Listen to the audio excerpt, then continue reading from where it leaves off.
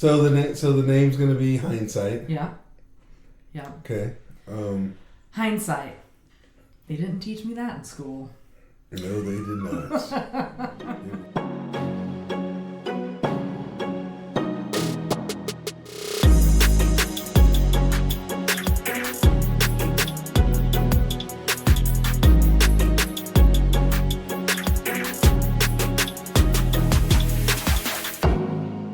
Why didn't they teach us that in school? Exactly. It's because we're all living in a very highly controlled society where history is told by the victors, and the victors are primarily white, land-owning, cis, heteronormative men.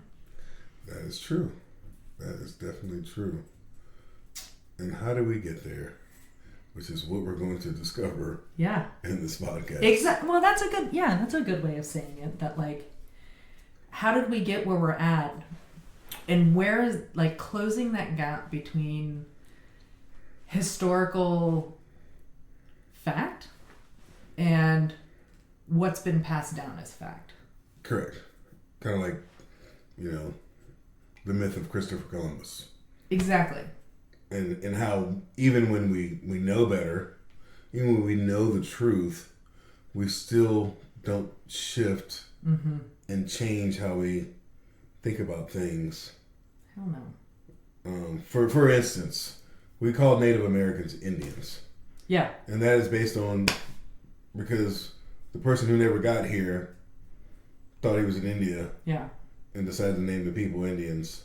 Because of dumb old Christopher. Yeah, because of dumb old raping Christopher. Pillaging. And so we still call them Indians, and that's just something I've never understood. Is when you know better, you're supposed to do better. And so why don't we do that? I love that. I mean, and that's another thing that we need to, like, talk about more is by knowing better, we can do better. Yeah. That's a good tagline. And we need to figure out whether or not people want to do better. Because some people... That's true. There's money in chaos. Mm-hmm. There's money in disinformation, misinformation.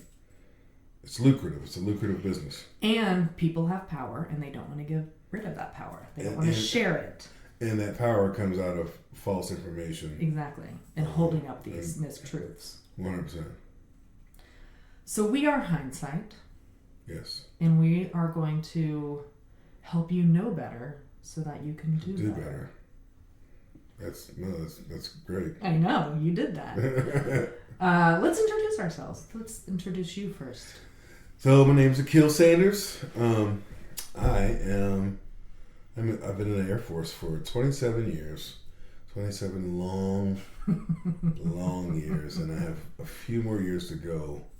But what the Air Force has done is through its mistreatment of me in those 27 years of service that I've given them, they have driven me to understand that my passion is diversity, equity, and inclusion, accessibility.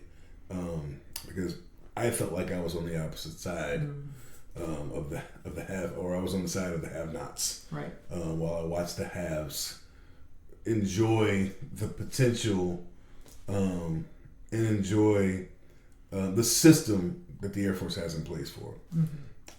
So yeah, that's why I'm here. And this has spawned an entire movement within myself. And so now I'm graced to have met a new friend. Yay! And I'm going to pass it off to her to tell her, who are you, ma'am? Can you, before we go to me, you give listeners a visual description of yourself and talk about your identities? Okay. So I can say my pronouns are he, him. I am a 5'10", 256-pound black man. And I know this because being in the Air Force, I took a fitness test today, and so they told me exactly what my size was. I have actually changed my image a little bit in the last probably 6 months because I started to twist my hair and grow my hair on top. So that's something that's totally new to me, and I've been doing that. I'm very laid back. I don't stress about much. I'm more of a solutions oriented type of person. I like to solve problems. I don't worry about them because I just don't feel like there's any value in worrying about them. I feel like the value comes when you identify and then you start to work towards the solution. So yeah, that's me. Awesome. All right, so I am Jennifer Serrett. I go by Jen, and my pronouns are she, her. And I just have always had a passion for reducing disparities and making equity possible. And as a white woman, I think that I have a responsibility to be involved in that. Because I'm also interested in it. And so I have a PhD during which I studied a lot of issues related to disparities and ethics and anthropology and history, which is kind of what we're focusing on here. I thought that history was real boring because in high school they make it real boring. But it's actually super interesting. So we also hope to bring that. I'm a white woman, so I identify as that. I'm straight. I do have a history of a long past of supporting the disability community. I've been a disability activist for a long time. I also have a particular interest and expertise in people who are justice involved in the history and current state of the criminal justice system. And although I identify as a disability advocate first, I also have OCD, which, kind of aligns me with the disability community to a certain extent. So, Akil. Yes. How did we meet? So, funny story. So, since I'm in the Air Force, I've come on this journey of trying to make myself very aware of DEIA and just immerse myself in the academics and the study of DEIA, diversity, equity, and inclusion, all things accessibility. I've actually been getting the Air Force to let me go on trips and go to conferences and go to trainings, and I'm trying to utilize the Air Force's resources so that I can prepare myself for when I leave the Air Force and I can go full stride into this industry. So I was able to go to the Combining Forces conference last year, and the very first night I was sitting at the bar, and I just happened to be sitting next to someone. We talked, cool, good night, went on about our business. So then we started seeing each other in breakout groups the next day, and then we realized we were from Atlanta, and then we thought we had common friends and we knew people, and we were like looking on Facebook, and we were like, how the hell do we know each other? It's so crazy. And it turns out we met each other the night. But we didn't realize we met each other until the reception that night when you told a story that I had heard you telling the night before. Is that what it was? That's what it was. That whiskey story. Oh, really? That's so funny. Expensive whiskey. So yeah. Oh yeah, that's right. When I bought the $45 old fashioned. Yeah. What was it? In a Hilton Garden Inn. in Colorado Springs. Colorado Springs, yep. So yeah, it was just kind of, so this was actually meant to be, because we met in such a random way, and then we ended up on the same plane coming back to Atlanta, and so it's just a fast friendship. Yeah. And now we're here, starting a podcast. Yeah, we just instantly clicked and got along, which was lovely, and and also eventually began talking about how we both were kind of astonished at how people don't understand history as it relates to diversity, equity, and inclusion. And current day. In current day, absolutely. And so first we started talking about doing a conference. Doing a presentation at this conference next year, but then they canceled the conference. Yep. Can't do that. Can't do that. And since we like to talk and laugh and things like that, we thought maybe we would try just sharing stories this way through a podcast. And I think through this process, our layers are going to be exposed through these conversations, and we don't have to give it all at once, because I think this is going to be one of those things where who we Yeah. are is going to come to the surface. Yeah. Because we're going to tell these stories and give our vantage point and perspective on the things that are going on around us, how we learned about them, how we learned about the history of them, how we learned about, the patterns that we see in society. So, yeah, and so I'm not the academic here, and I get to sit here and learn about the academics of this industry and this world because you've actually been in these streets doing this work.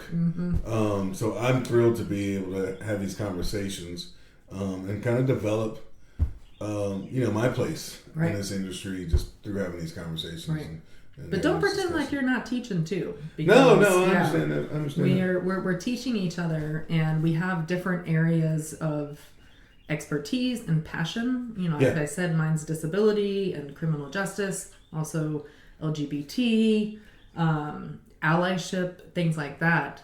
Yeah. And what do you hope to talk along with? I mean, I am a black man in America, and so clearly that comes with a particular type of experience.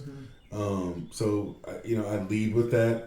I'm unafraid to talk about that. I'm unafraid to talk about how we all relate as human beings with each other and how we operate in this made-up construct called race. Right. And how we just accept it because that's what we've been told to identify as, when in actuality we're a lot deeper and we actually have a lot more commonalities across races than we do, differences because of race, right? Or what we call race, right? So yeah, I'm on a journey right now, and I feel like I've been on a journey. So I'm in an interracial relationship. My wife couldn't be more different than me. She's from the Midwest. I'm from the South. She's lovely. She's a lovely. You're not. I'm horrible. She's really, really one of the most purely good people that I know.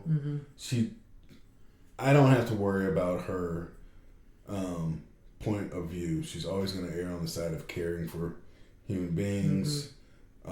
She's never going to appropriate. So like when she's around my family, she is exactly who she is. Right. When she's around her family, that means a whole lot to me because that gives me agency to be the same way. But also it comes with challenges because sometimes we don't see the world in the same place, in the same way, and we have two children, two lovely little children, 7 and 3. Get on her nerves, but they're wonderful, and and we're trying to just be the best people we can be, give them the best example of how to navigate this life, how to treat people, how to demand people treat them, So yeah, it's all a journey. And that's what life is, anyways. It's just a journey. And particularly in this area, I like what you said about like how you and Stephanie don't always see the world through the same perspective because of your experiences and things like that. And I think that, even somebody who has, been doing this work for many years, regardless of who you are, the work doesn't end. You don't get to a point where you're like, cool, I'm totally good with equity and inclusion. Correct. Like I am done figuring it out. Yeah. Because complete. There is never going to be a moment where you fully understand what it's like to be in a body or mind that is different from your own. Correct. And so there's always learning to do. And culture always changes, right? We can even just look at like the conversation on pronouns for the past couple of years is huge. Like language changes all the time. So, there's never a time when we can stop learning about it. And we shouldn't, because if we don't, then we're going to continue to perpetuate harm and hurt on other humans because we are living in a system designed for us to do so. 100%. And, it's, we're not talking anarchy here. We're not trying to bring down the system. We're just trying to let the people in the system know exactly what the system's about. Absolutely. And that life is not a zero-sum game. That there is enough prosperity out there and opportunity out there for everyone to feel valued and able to reach their own potential, right, and have the opportunity to reach their own potential. Because sometimes it feels like, you see people who they feel like you being lifted up means that I'm being pushed down. Right. And power's not a pie. No, it is not. It is not. It is not. We've been sold this scarcity narrative. Yes. That only so many people can be at quote unquote the top. Correct. Which, what is that even anyways? Correct. And only so many people can be in control and make decisions and have autonomy. And it's just not the truth. No. And part of understanding how we got to a point where we as a society believe that to be true is fully understanding the paths, the different meandering and intertwining paths that have happened in our history. And we're not even going to just focus on American history too, even though we are in America. And that will be where a lot of our stuff is situated. But, global colonization is also a huge influence that we'll be unpacking. And very current. Very current. Very exactly. current. I mean, with Israel and Palestine, understanding that and then reflecting on how that falls into trends of other places that have been colonized and the similarities between what's going on today that has gone on in the 80s, the 90s, the 70s, the 60s, the 50s, so on and so forth. All the way back. So, Hindsight is the name. Hindsight's the name. We're going to talk about shit they didn't teach you about in school. Yes. And it's not going to feel like school. No. Because Akil and I curse and laugh and joke and ask questions. Fucking right. Fucking right. Right? And we don't hold back, right? I think that both of us, another thing that we share in common is a commitment to having honest, difficult conversations. 100%. And that is such an art to do. And it's funny, I was reminded this weekend. So this weekend I had a funeral to go to. So the neighbor that grew up, that lived across the street from me when I grew up, he was an adult, and I was 10 when they moved in. Older white man, gigantic man. His wife was she was tiny, one of the sweetest people. She passed away like 20 years ago. His name was Mr. Gradoff. He looked like Santa Claus. Aww. He would grow his beard out, and he would literally be the greatest Santa Claus. And he passed away. But he also was very right-wing, Republican. But I knew he loved me, and he knew that I loved him. And I would go over there to have those conversations. So he wasn't Black Santa? No, he wasn't Black Santa. He was white mall Santa. Okay. He was Macy's mainstream Santa. Mainstream Santa. But just a wonderful guy. Loved smoking pot. Loved smoking cigars. Loved his son, his daughter. But what I was reminded of was I learned from him how to have conversations with people that are difficult, authentic in their nature, and diametrically in opposition to one another, and still love and value that person for who they are. And it was just, I think that he has trained me to be in this space today over the years, because I knew I could always go over there.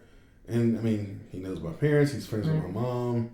Like, he's just family. Yeah. But he liked Rush Limbaugh. Yeah. You know what I mean? Fox News. He liked Fox News, which is always on. And I'd go Yeah. over there and I'd sit down and I'd have a cigar with him. Yeah. And I'd be like, that's some bullshit you're listening to. You need to stop with this. And we would get into a discussion, you know? And we would never agree.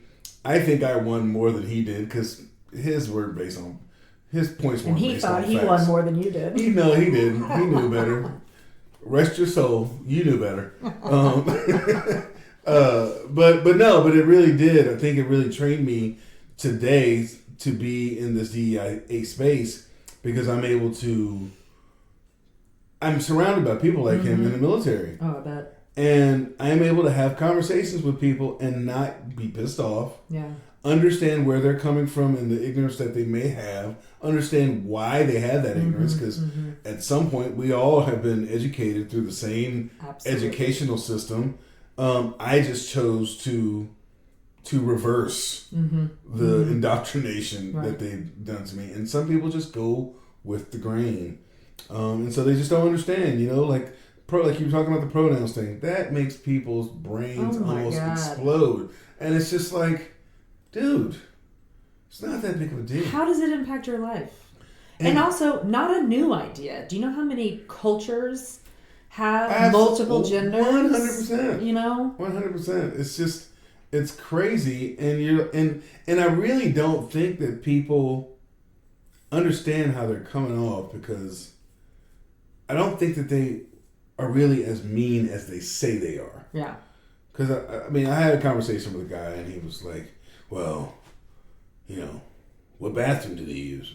I don't know. Who cares? Yeah, exactly. Who cares? Like, what does it matter to you? People are obsessed with bathrooms. Yeah, and it's weird to me. It is. It's like, I don't know. Which bathroom do you use? Yeah, exactly. I'm like, I think all bathrooms should be private anyways. 100%. Why do we have open stalls? I don't know. You can have an open stall in a private bathroom. I don't like going to the Braves game and walking in and there's all of these stalls and I'm standing next to somebody. I have no clue. I don't know this person. I should not be forced to perform a bodily function right next to this weird person who smells like Red Man. And avoid any kind of eye contact, up or down. Yeah, it's creepy all the time.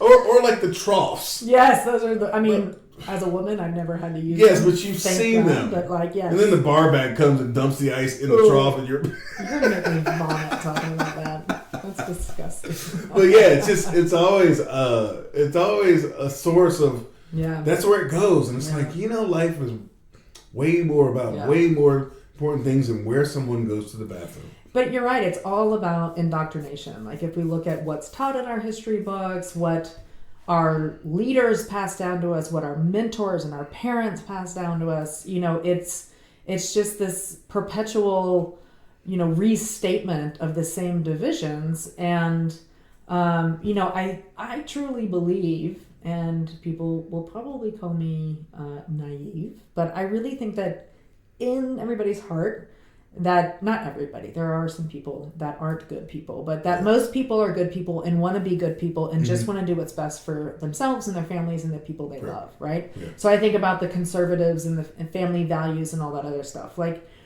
their set of information has led them to this set of beliefs that, as a consequence, restricts women's rights. But it's what they have been taught is the best thing for them and their family for now and in the afterlife, if there is one, right? And so, okay, I get that. You want what's best, right? But, talking about creating a different understanding of how people got to this, to their own understanding and knowledge of values is really powerful. And,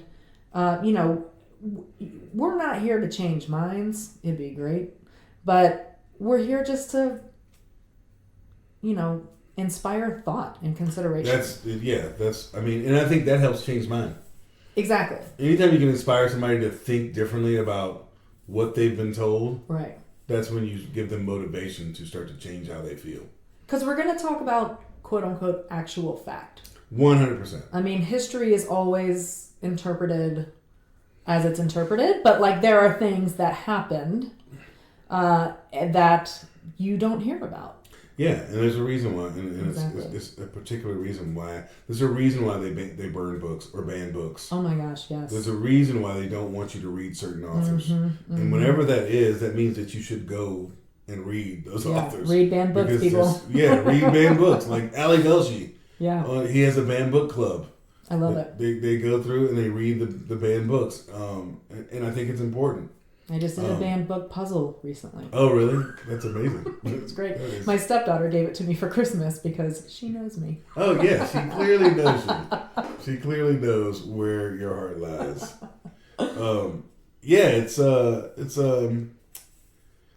it's a journey. This DEIA, like you said, like it's a struggle. It's a struggle.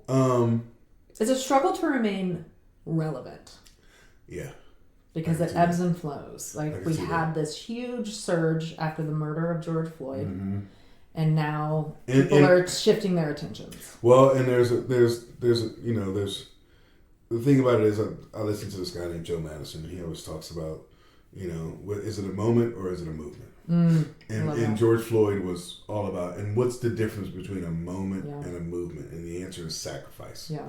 So when it's a movement, people have to sacrifice their time and their efforts to continue to trudge along and be in the movement so that we can move the needle. When it's a moment, people are like, oh my goodness, that was horrible. Right. Let me call my black friend, tell him I cannot believe this is going on.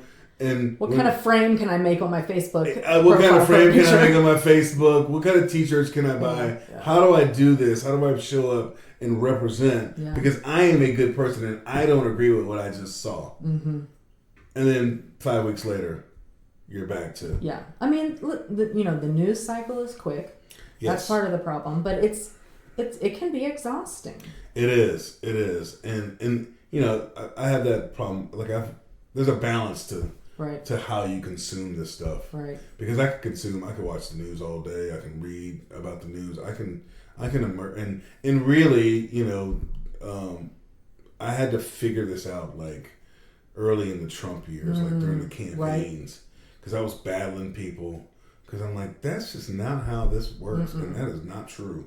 And my wife was like, you gotta chill out. Right. Like that's not cool, So I had to kind of figure out how to cultivate my consumption of this stuff so that it's not taking over, but also so that I stay informed enough and understand exactly what's going on. So I've learned how to balance it and kind of walk away from it. Yeah. Sometimes when I need to walk away, like on Sundays, I typically won't watch much, or I won't consume mindless stuff with my family, which is always good to have those mindless days. Oh, 100%. We have to take care of our mental health, and mental health is a huge area for me. When we were talking about Below Deck. Like that's a mindless, that's something that I get so much entertainment about. Oh my God. But it's mindless. I don't have to think about anything that's going on besides the fact that Natasha cussed out whoever and whatever, who's hooking up with who and what bunk and and what kind of weirdness the charter guest brought on board. Absolutely. And who's going to get fired? Exactly. Who's going to get fired in this season? Can't wait till they all get drunk and create the drama. Absolutely. So, but yeah, I agree. I mean, and the limiting of the news is something that I've actually spent a lot of time thinking about, because being able to turn it off is a privilege, and I think that privilege is more likely awarded to people like myself who, am financially stable. Again, I'm white. I have a family and full-time job and stuff like that. But I reflect a lot on this scholar that was at Emory with me, Dr. George Yancey. He was one of the few black philosophers in the country, or is, I guess he's not gone anywhere. But I went to a few of his talks on campus, and it just blew me away. It just really made me reconsider the way I was thinking about myself and equity and diversity and race in particular. And what he says in his talks and his writings is that if you are white, you are racist. And that is something that a ton of people really don't like. And so he gets lots of death threats. Oh yeah, I don't like that. But it is 100% true. If you are white, you have benefited from a racist society. You have been taught racist beliefs, and you are less likely to have counter examples to them. So they are ingrained in all of us, right? We are not, nobody escapes cultural programming. None of us. But the other thing that he says is, that kind of describes this is, he says, as a man, I am a sexist. And he's like, the best I can be is an anti-sexist sexist. And so he he says white people, the best they can be is an anti-racist racist. And so that's how I identify myself as an ally, as I'm an anti-racist racist. I'm always working to counteract everyone's racism, including my own. That's just there because we all grew up in this environment. That's interesting because I feel like, because sometimes when you talk about it like that, I feel like it's only we're only talking about white people. But I think black people can be racist against themselves as well, because we were internalized. We were raised in the same system, which is why we have colorism. Why we have and sometimes I have to think about how I see the world, because I ended up with a white woman.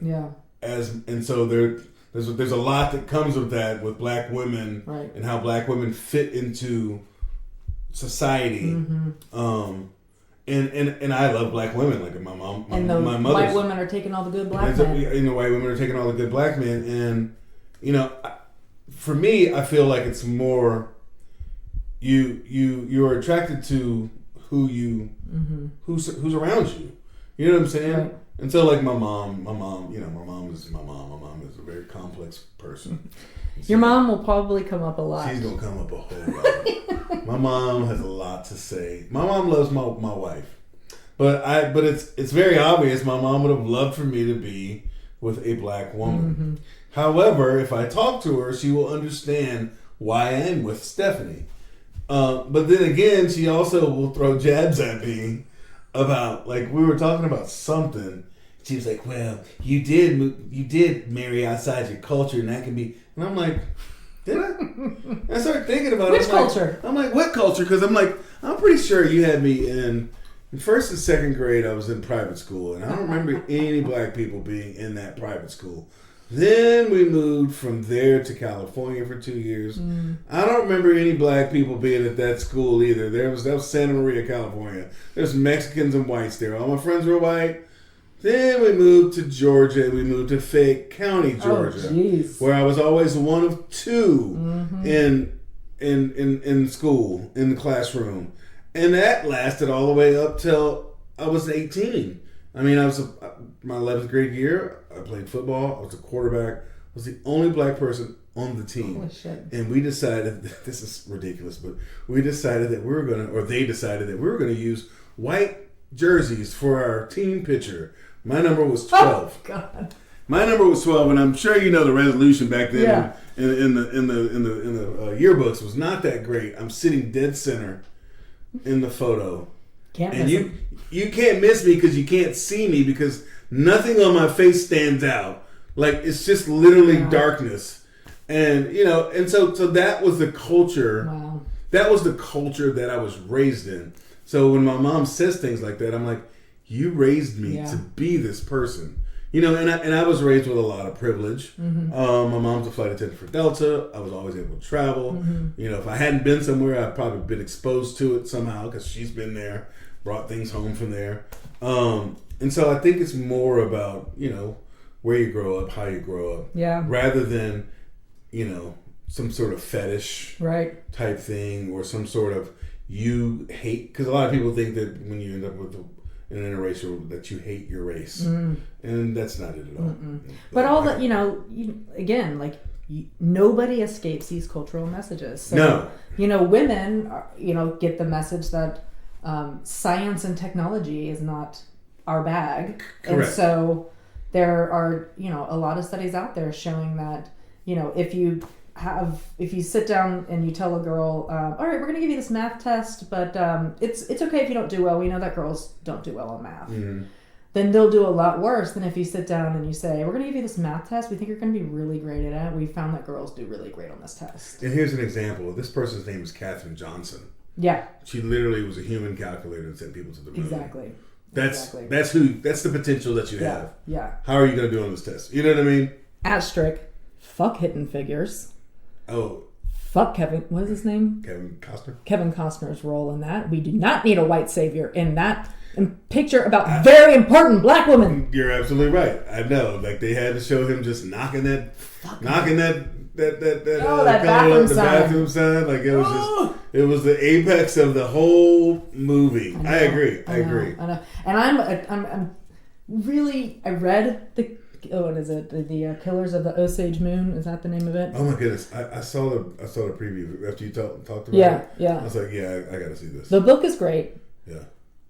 I am unhappy that all of the marketing so far is Leonardo DiCaprio and the other white guy whose name I can't remember right now. Robert De Niro.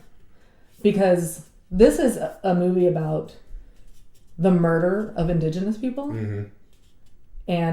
but we're just going to make sure that everybody knows that these two famous white dudes are in it, which I know is all capitalism, going to get people to the theater. Oh, 100%. But I'm like, this is not their story. Yeah. And I never saw Oppenheimer because that movie erased the history of how Oppenheimer, like, basically they gave a bunch of Latino communities like 24 hours to leave that land. Really? Yeah. And just decimated this community. Really? Yeah, I've not seen Oppenheimer yet. I haven't either. You know what you should watch is what is it? Destroy All the Brutes.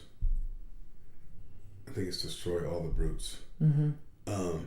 It's all about colonization and how it goes from Europe to Africa and it spreads to here, and how when it spread to here, that's what led to indigenous people being destroyed. Oh, cool. It's on HBO. Yeah. All right. Yeah, HBO Max. It's a great.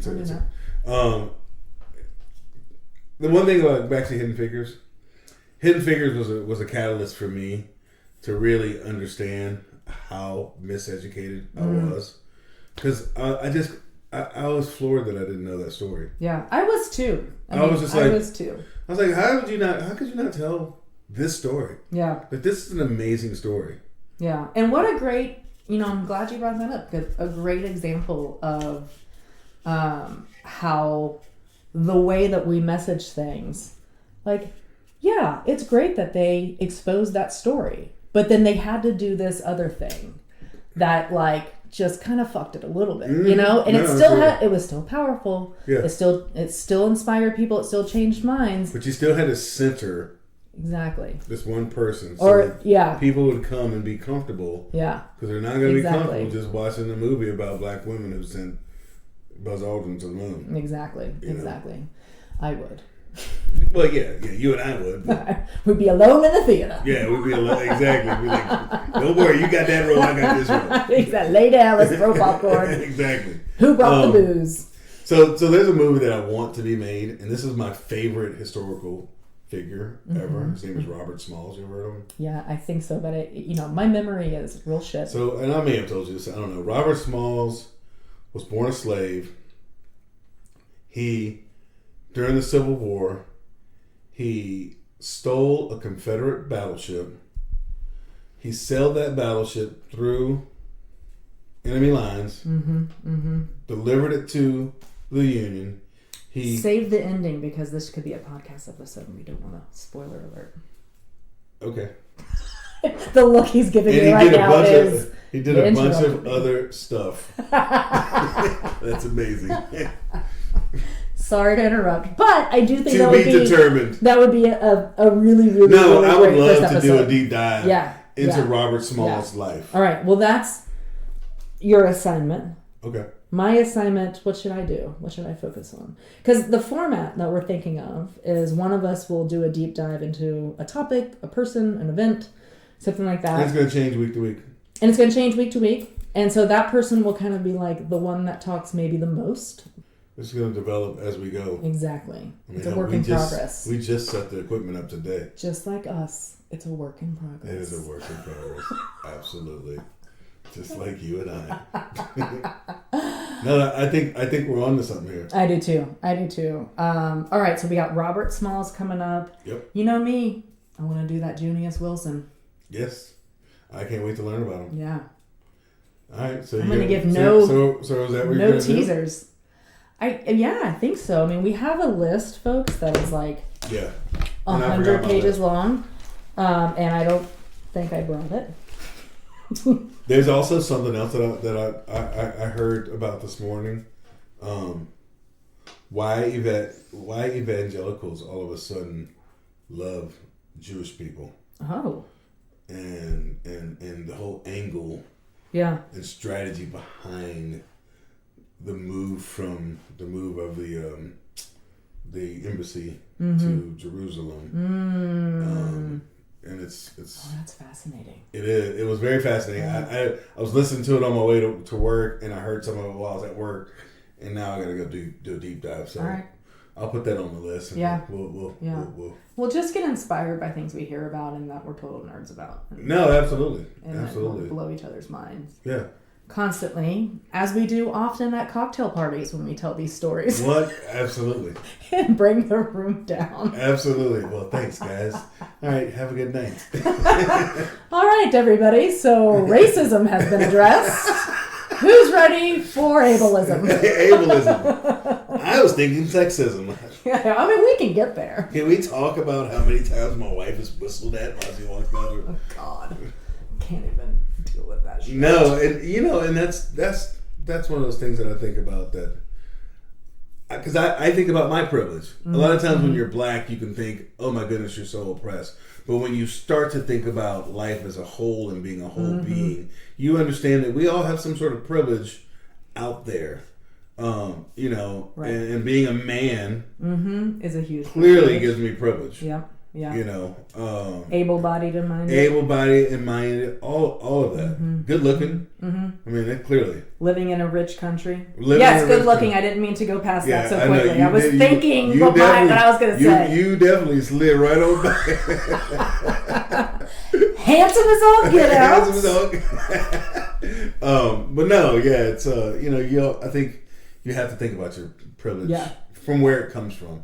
Well, and not only do a lot of self-inspection on where your privilege is, where it comes from, and then how that can be used to lift up other communities. 100%, yeah.